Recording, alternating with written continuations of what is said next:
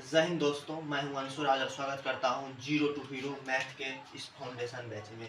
इसमें मैं आपके competition SSC, NDA, CDS, AFCAT, group D, bank इत्यादि जिसमें मैथ के जितने सारे टॉपिक्स हैं, जैसे arithmetic math, advance math and number system, ये सभी मैं आपको विस्तार पूर्वक पढ़ाऊँगा और आपको इस चैनल के जरिए बताया जाएगा। मेरा नाम अंशुर आज है और स्वागत करते हैं। आज का जो हमारा वीडियो है वो है नंबर सिस्टम का पहला टॉपिक, जिसे हम कहते हैं डेसिमल नंबर। तो आज समझेंगे आपकी डेसिमल नंबर क्या है।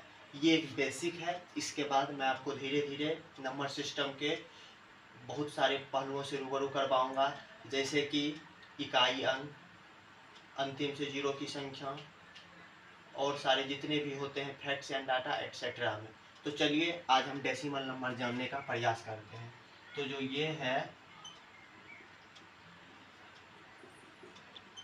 डेसिमल नंबर किसे कहते हैं? डेसिमल नंबर मीन्स क्या होता है? तो दशमलव संख्या होता है। यहाँ पर मैं लिख देता हूँ, डेसिमल नंबर मतलब दशमलव संख्या किसे कहते हैं? तो 0 से लेकर 9 तक को डेसिमल नंबर यानी दशमलव संख्या कहते हैं। किसे कहते हैं? 0 से लिख देंगे 0, 1, 2, 3, 4, 5, 6, 7, 8, 9, बस यही है डेसिमल नंबर। इसके बाद क्या आता है? एक आप बोर्ड मास सुने होंगे। बोर्ड मास के बिना मैथ अधूरा सा है। तो बोर्ड मास क्या होता है? बोर्ड मास देखिए, BODNAS, बोर्ड मास। अब देखिए बी से क्या होता है? तो बी से होता है ब्रैकेट। बी से होता है क्या? तो बी से ब्रैकेट होता है। तो ब्रैकेट का स्पेलिंग कैसे होता है? BRICKET, bracket. तो ब्रैकेट में कौन कौन से आते हैं? सर्वप्रथम बड़ी ब्रैकेट, मंझली ब्रैकेट, छोटी ब्रैकेट, फिर इसमें अंतः कोष्टक होता है, फिर छोटी ब्रैकेट, मंझली ब्रैकेट, बड़ी ब्रैकेट। ओ से क्या होता है? तो ओ से ऑफ होता है।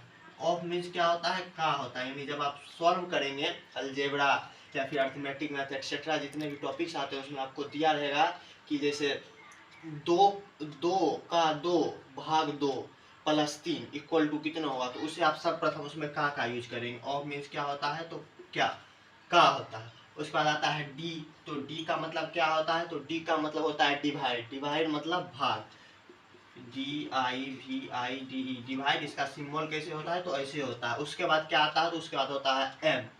एम से क्या होता है? आप सभी जानते हैं, एम से होता है मल्टीपल, MULTIPL, मल्टीपल्स।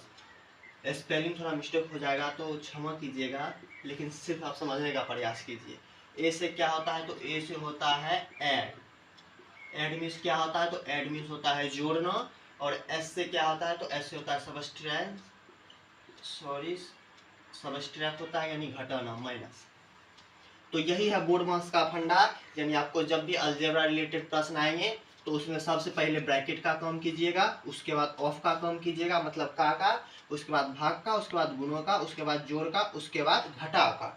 उसके बाद क्या आता है? तो इसके बाद आते हैं कुछ इंपॉर्टेंट फॉर्मूला जो कि बहुत ज़रूरी है मैथमेटिक्स के को सॉल्व करने के लिए आगे के दिनों में। जिसमें से पहला क्या होता है? ए की पावर m गुना ए की पावर n बराबर क्या होता है? आप सभी ये 7th और 8th में भी पढ़े होंगे। तो ये होता है ए की पावर m प्लस n। आप बोलिएगा हम नहीं मानबो, मतलब हम केना मानियो कि ए की पावर m प्लस n हो? सुनिए, ऐसे होता है।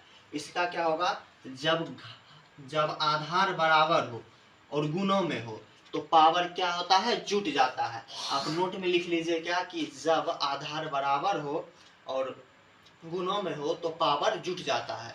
इस पे एक प्रश्न देता हूँ, इसे आप बनाइएगा। 2 की पावर 4 गुना 2 की पावर 6 इक्वल टू वाट? कितना होगा? जल्दी से सॉल्व कीजिए। आप सॉल्व किए होंगे तो आया होगा 2 की पावर 4 गुने 2 की पावर 6 बराबर 2 की पावर 4 प्लस 6 इक्वल टू 2 की पावर 10। समझ गए? अब एक और फॉर्मूला होता है, ए की पावर m गुना ए की पावर n गुना ए की पावर t। तो ए की power m plus n plus t बिल्कुल इसी पे आधारित है ये। यहाँ 2 पद था, यहाँ 3 पद है, समझ गए।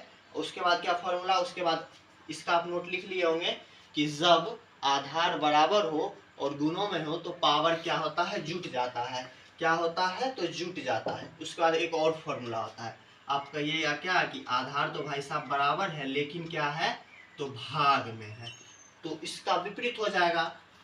आधार वही रहेगा, पावर घट जाएगा, m-n हो जाएगा। तो इस पे मैं प्रश्न दे रहा हूँ, वो आप बनाइएगा, मैं इसे नहीं बनाऊंगा। मान लीजिए 4 की पावर 6 भाग 4 की पावर 3 इक्वल टू व्हाट, आप इसे बनाइएगा, मैं इसे नहीं बनाऊंगा। मैं सिर्फ इसका उत्तर आपको बता देता हूँ, इसका उत्तर 4 की पावर 3 होगा।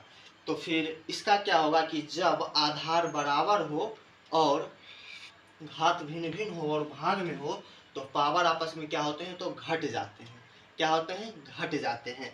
उसके बाद आगे बढ़ेंगे, एक और फॉर्मूला होता है कि a की पावर m ब्रैकेट n, तो एक और ब्रैकेट दे दीजिए, सपोज कीजिए कि p, तो क्या हो जाएगा, a की power m into n into p। क्या होता है कि power m into n into p, यानी कि यदि किसी पे घात हो और उसके बाद ब्रैकेट करके फिर घात हो तो ऊपर वाला गुना हो जाता है। उसके बाद एक और इसका क्या बेसिक रूल है, ये रूल नंबर दूसरा हुआ, सॉरी तीसरा। अब रूल नंबर चौथा क्या है कि x की पावर y माइनस सपोज कीजिए 6 है, तो जब इसका अंश और हर परिवर्तन होगा, यदि ये y बटा x हो जाएगा तो ये हो जाएगा x की इतना y बटे x की पावर 6। यानी जब आधार यानी अंश और हर आपस में परिवर्तित होते हैं तो घात जो होता है क्या होता है, तो घात का सिंबल बदल जाता है, प्लस रहेगा तो माइनस में हो जाएगा, माइनस रहेगा तो प्लस में हो जाएगा।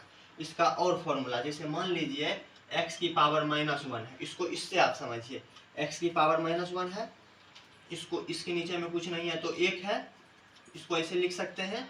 इसको हम 1 बटा x कर सकते हैं कि पावर -1 प्लस 1, 1 की पावर +1 तो 1 बटा x।